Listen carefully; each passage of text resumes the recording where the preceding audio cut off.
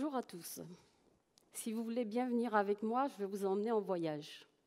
Je vais vous demander de fermer vos yeux et d'imaginer. Nous sommes en 2100. Les températures ont augmenté de 4 à 5 degrés sur toute la surface du globe. La calotte glaciaire a fondu, entraînant la montée des océans. La plupart des villes côtières ont disparu, les îles englouties sous les eaux. Les tsunamis et ouragans se déchaînent partout. Nous voyons alors nos enfants et nos petits-enfants vivre le drame que nous leur avons légué en héritage. Nous nous souvenons alors de toutes ces campagnes de sensibilisation, de tous ces accords, des efforts à fournir pour aller vers une économie d'énergie, pour aller vers une consommation verte, durable et renouvelable. Mais surtout, l'abandon des énergies fossiles. Vous pouvez ouvrir les yeux. Fort heureusement, nous sommes le 7 décembre 2019, nous sommes à l'Institut français, et je suppose que tout comme moi, vous êtes heureux d'être ici et non dans cette projection de 2100, et qu'au sortir de cette conférence, vous décidiez tous d'être des acteurs du changement. C'est nécessaire pour que les générations futures n'aient pas à vivre le drame que nous venons de vivre. Je voudrais préciser que je ne m'adresse pas à vous en tant qu'experte, parce que je ne le suis pas, mais nous vivons dans une époque fabuleuse où nous pouvons avoir accès aux travaux de ces experts pour le peu qu'on se donne la peine d'aller chercher l'information. Alors, je vais vous parler de l'homme. L'homme, il est devenu un super-héros. En 150 ans seulement, il a réussi à devenir une force géologique. Il a déréglé un système climatique pourtant stable depuis des millénaires. L'homme abuse des énergies fossiles, pétrole, gaz, charbon, et non content de se faire consumer la planète, il persiste à détruire la seule solution naturelle qui pourrait sauver l'humanité, les forêts. Chaque minute, c'est l'équivalent de 27 stades de football qui sont rasés de la surface du globe. Nous savons tous que l'arbre n'est pas sur Terre uniquement pour faire joli. Non, l'arbre est l'essence même de nos vies. Pour vivre, nous respirons. Et la forêt est le poumon du monde. Mais ce n'est pas que ça. L'arbre est celui qui filtre les eaux de pluie, qui stocke le carbone, qui tempère le climat, qui sert à la médecine, mais aussi il est créateur d'emplois. Alors la forêt, ce n'est pas uniquement cet immense régulateur biologique, géologique, climatique, etc. C'est aussi ce que nous devrions laisser aux générations futures pour assurer leur survie. Il faut savoir que la déforestation a toujours existé, plus ou moins concentrée en fonction des époques. Au XVIIe siècle, par exemple, les États-Unis ont perdu plus de 90% de leurs forêts primaires. En Europe, c'était plutôt au Moyen Âge. Alors que dans cette partie du monde, la tendance est à l'augmentation, par exemple la France qui a récupéré 10% de ses forêts, c'est maintenant que les forêts tropicales subissent de plein fouet la déforestation. De 16 millions d'hectares en 1960 à 7,8 millions en 1990, à 3,4 millions en 2015, aujourd'hui, nous n'avons plus que moins de 2 millions d'hectares de forêt dans notre pays.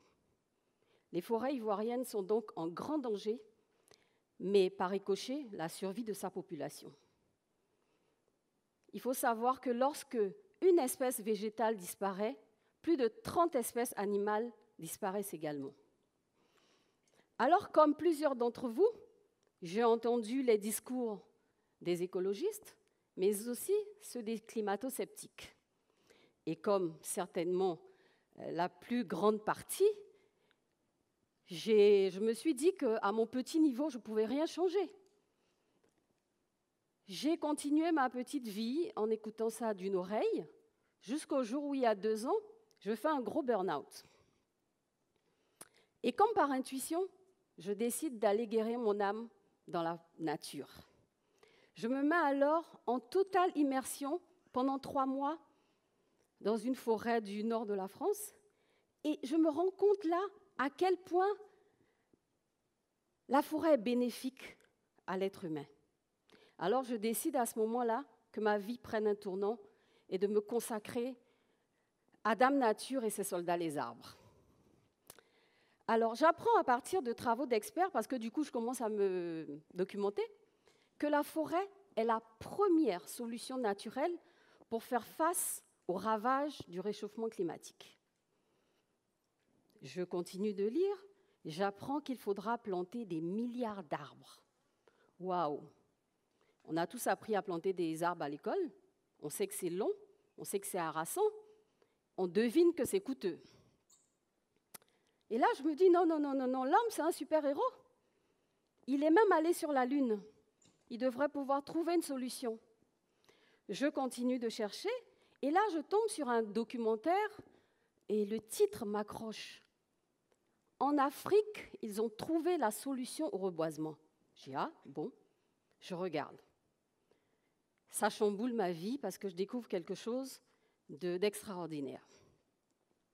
Bill Morrison a dit, face aux problèmes de plus en plus complexes de notre monde, les solutions restent honteusement simples.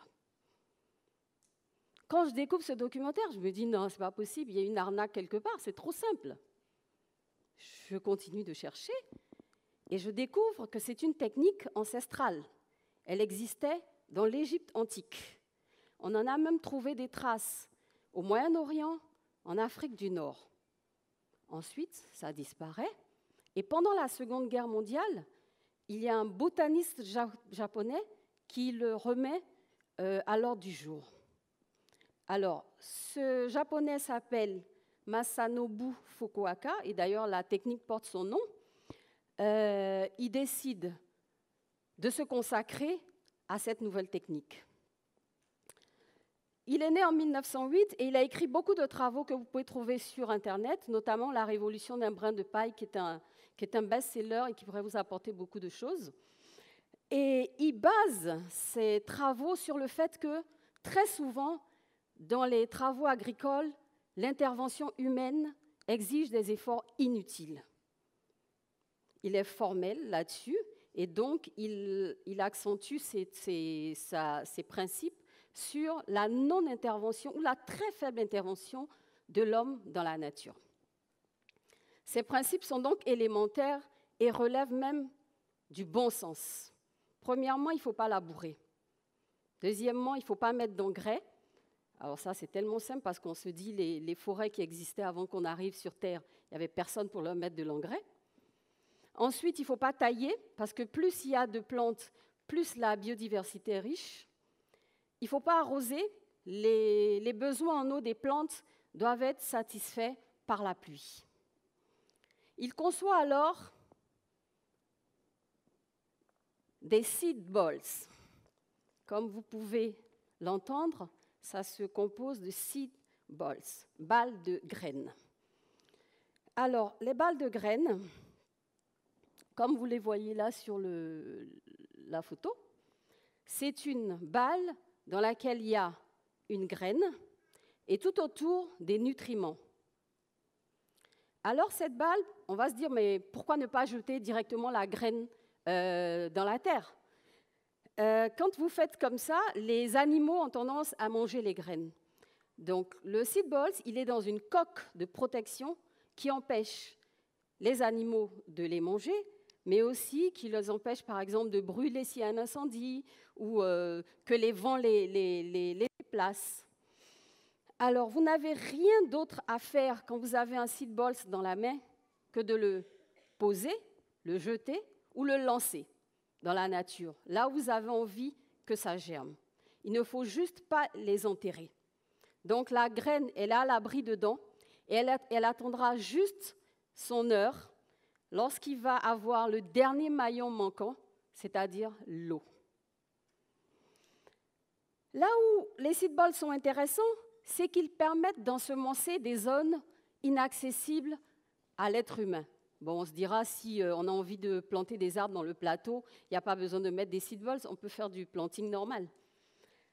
Ils permettent donc d'ensemencer des zones, des grandes zones, parce que vous pouvez, avec des moyens aériens, par exemple des hélicoptères ou des drones, ensemencer de grandes surfaces rapidement. En une journée, des milliers de seed balls peuvent être largués sur des super grandes surfaces. Voilà. C'est ingénieux, n'est-ce pas? Alors, merci.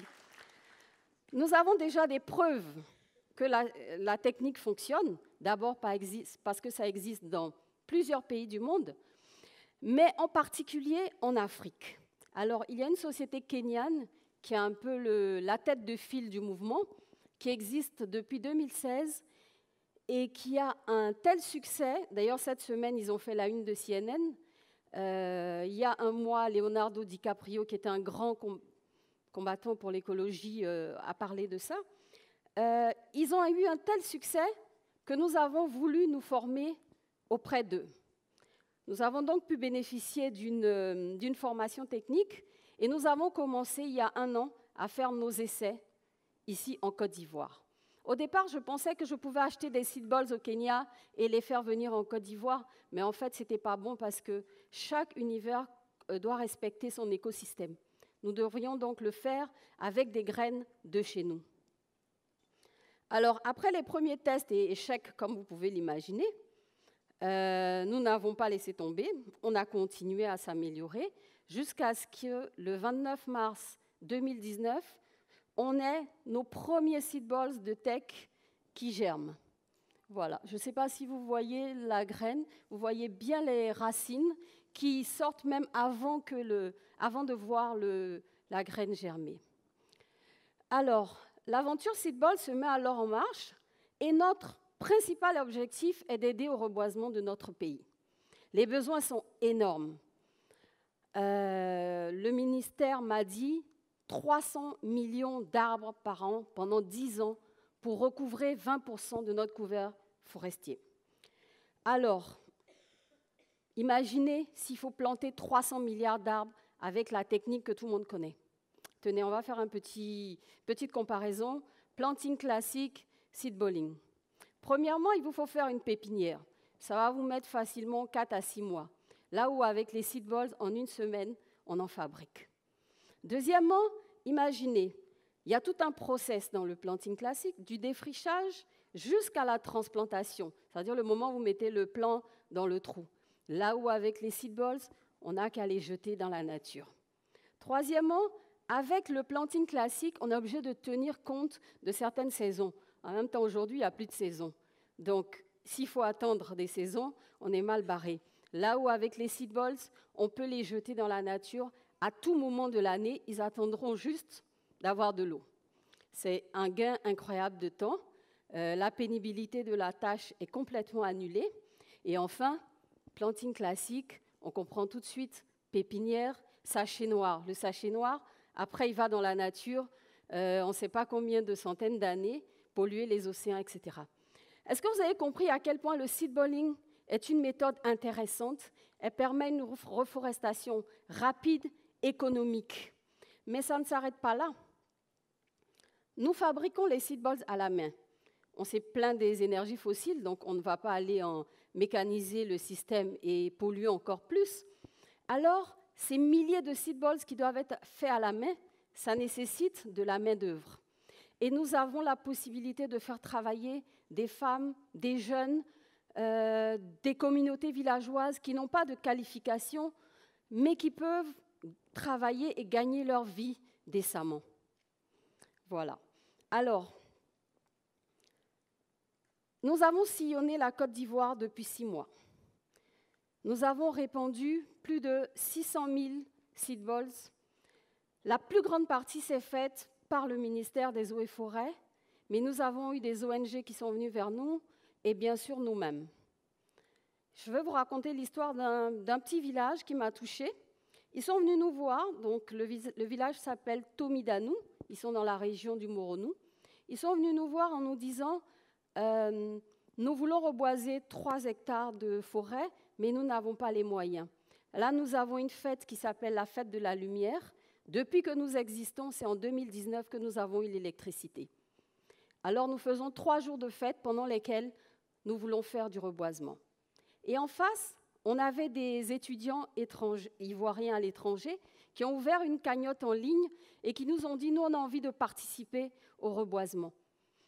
Du coup, ils ont récolté 685 € à peu près, ça faisait 450 000. Nous avons provisionné pour pouvoir offrir au village de Tomidanou, qui a fait son reboisement grâce au Seed Ball le 15 novembre. Et comme par hasard, ça tombait le jour de la journée de l'arbre. Donc, ils ont fait une bonne action grâce à ces étudiants. Nous avons essayé d'introduire un nouveau concept que nous appelons du reboisement participatif. En fait, on veut que tout le monde puisse participer. Alors, on n'élimine personne. On a créé un hashtag qui s'appelle « Plante ta forêt » et qui nous donne le baume au cœur de dire aux gens « Venez avec nous ». Tout le monde peut participer au reboisement. On n'attend plus des gens qui aillent planter 1000 arbres en une journée, mais tous ensemble, en se mettant tous ensemble, on peut y arriver. Voilà. Il faut savoir que, c'est les experts qui le disent encore une fois, que l'être humain, vivant de 0 à 70 ans, consomme l'oxygène émis par 5000 arbres. Alors, il est demandé à chacun de nous, au cours de sa vie, de planter au moins 5000 arbres pour ne serait-ce que rendre à la nature ce qu'elle vous a donné gracieusement, mais aussi permettre aux générations futures de pouvoir avoir ce que vous avez eu. Et nous avons beaucoup de chance de réaliser que nous pouvons encore agir. Nous sommes la première génération à vivre les effets du réchauffement climatique, mais nous sommes surtout la dernière génération à pouvoir y apporter des solutions. Alors, si vous n'avez ni seed balls, ni pépinière, mais que vous avez des graines, souvenez-vous qu'un arbre, c'est avant tout des graines. Vous pouvez planter vos graines. Sur 10, il y en aura au moins 3 qui germeront. Enfin, je voudrais terminer par une citation du docteur Macpherson qui dit « Si vous pensez que notre environnement est moins important que notre économie, essayez d'arrêter de respirer le temps de compter votre argent. » Je vous remercie.